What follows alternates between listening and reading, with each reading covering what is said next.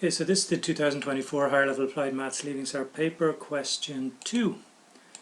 So a jeep of mass 2,375 kilograms pulls a trailer of mass 350 kilograms up a hill inclined at an angle of theta. The jeep and trailer move at a constant speed. The engine of the jeep exerts a force of 4,400 newtons up the hill. The forces due to friction on the jeep and the trailer are 1,525 newtons and 375 newtons respectively. Draw a diagram to show the forces acting on the jeep. Okay, so let's just draw the incline first, and we'll draw the angle here as theta to the horizontal. So we'll say the jeep is here, and we've got to put in all the different forces acting on it. So the first one, let's say, is up along here. That is the force that the engine of the jeep exerts. So that's 4,400 newtons. Now the next one I'm going to do is the weight of the jeep. So let's take a line straight down. So we're going to resolve this perpendicular to the plane and parallel to the plane. This is theta in here, and the weight is 2375 G. So that's the weight acting downwards. So the resolved vectors then will be 2375 G cos theta in that direction and 2375 sine theta in that direction there. Okay, we have a normal reaction as well, so that's going to be perpendicular to the plane. That's going to act in that direction. So we'll call that, let's say, I'll call it R1, and that's going to be the same as the resolved vector that's perpendicular to the plane. So that is 2375 G cos theta. Now there are a number of forces acting in the opposite direction to the force that the engine exerts. I'm going to put in the total frictional force, which is this one here and this one here added. So that's going to be in this direction, and that's a total frictional force in that direction of 1900 newtons. And then we also have, if you take the trailer, this is the trailer, if you imagine the trailer is going to be going in that direction as well. It has a weight as well acting straight down, and the weight of that trailer is 350 kilograms times G, 350 G. When you resolve that again, same as we did a few minutes ago with the Jeep, it's 350 G. Again, this is theta in here. So this is cos theta, and down here we've got 350 G sine theta.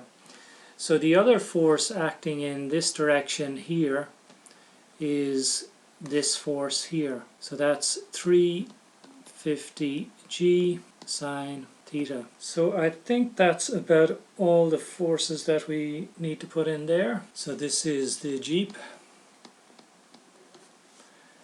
Put in total friction here. Okay, so that's A1 complete. Let's have a look at the next question. Calculate theta. So we're going to look at force is equal to mass times acceleration. We are told in the question here that the Jeep and the trailer move at constant speed, so there's no acceleration. So in other words, the right hand side of this equation here is just going to be 0. It's going to be the mass times 0. So you've just got to work out the resultant forces here on the left hand side. Let's see what we've got. It moves up along this way, so I'm going to put 4,400 first. So it's 4,400, and then we've got to subtract all the forces in the opposite direction. So the force in the opposite direction are going to be 1,900 anyway. So 1,900 plus, we've got 350 G sine theta. 350 G sine theta plus, we have this force here, 2375 sine theta.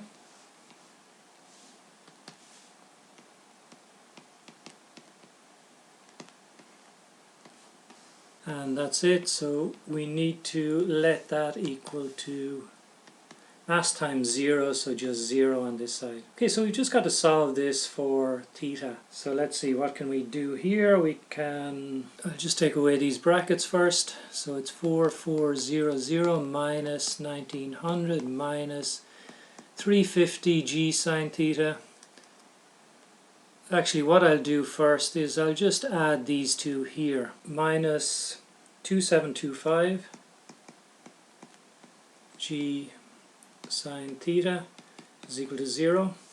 So let's just get the sine theta on this side and just bring everything else over to the other side. So these two here will give me 2500. Bring it over to the other side, it's minus 2500, and then we've got to divide that by minus 2725g. So to find theta, this just becomes positive here.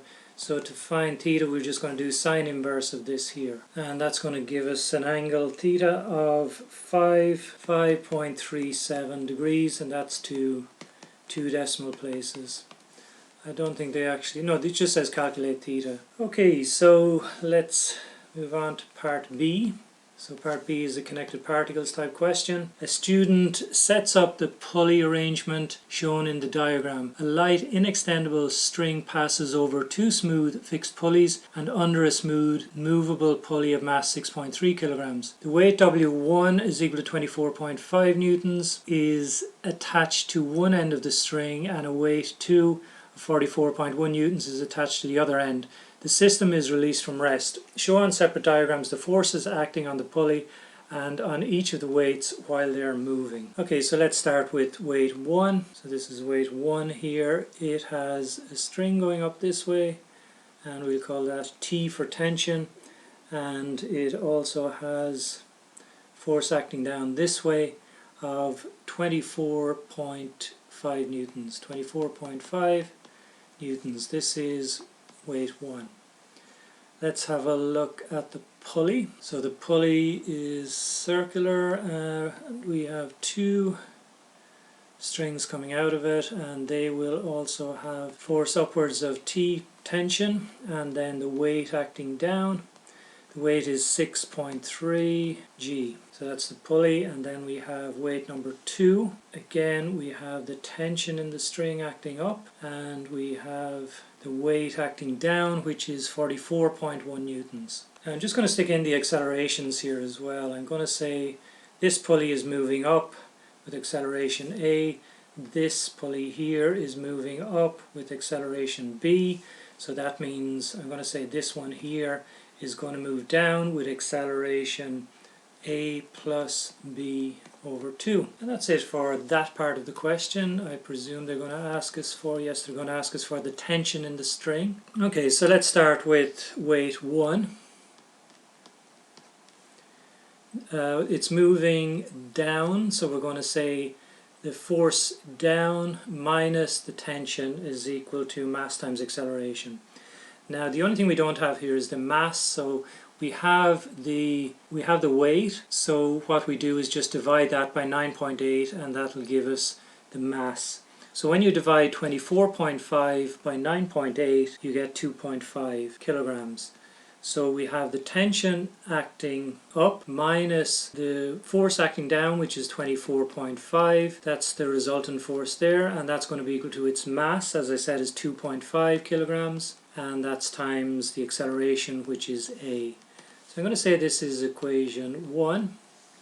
Let's have a look at weight 2. So again, the tension is the dominant force here, so that's acting upwards. So it's going to be T minus, again here we have the weight rather than the mass. So what you've got to do is take 44.1, divide by 9.8, and that will give you 4.5 kilograms. So again, the weight here is 44.1, its mass is 4.5, and that's times B. This is equation 2. Now I'm going to do the pulley next. So the pulley is moving down, so the dominant force is 6.3, so I'm going to put that first, 6.3 G I should say.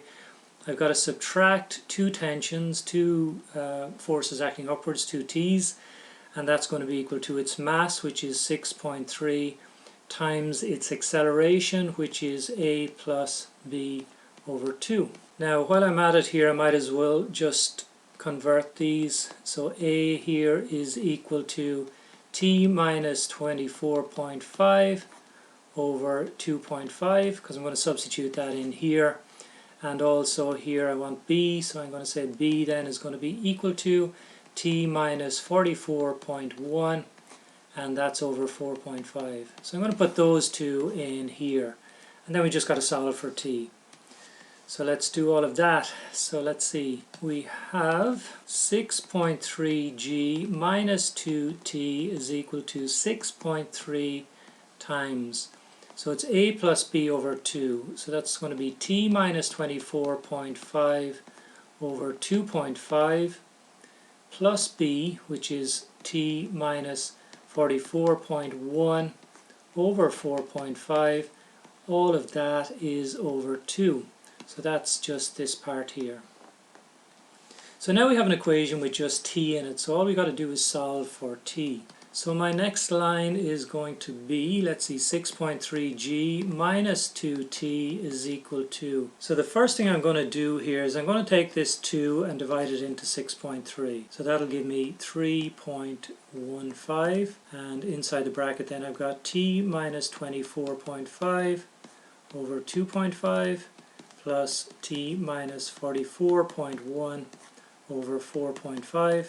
Okay, so next line then, 6.3g minus 2t is equal to, so all you have to do here is multiply this by this and this by this one here. So what I'm going to do is divide the 2.5 in here and then write it down multiplied by this.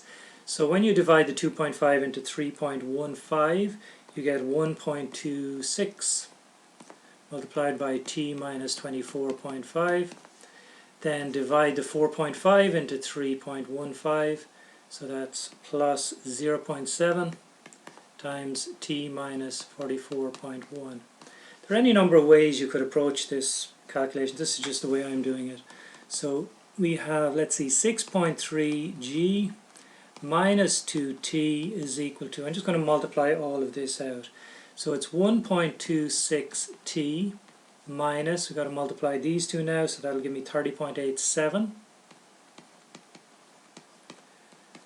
plus 0.7t minus another 30.87. Next line then, I'm just going to bring all the t's over to one side and all the numbers over to the other side.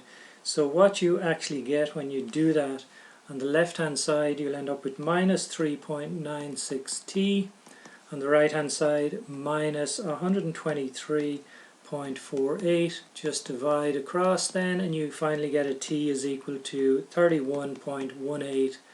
That's newtons, and that's to 2 decimal places. Okay, and that's it for question 2.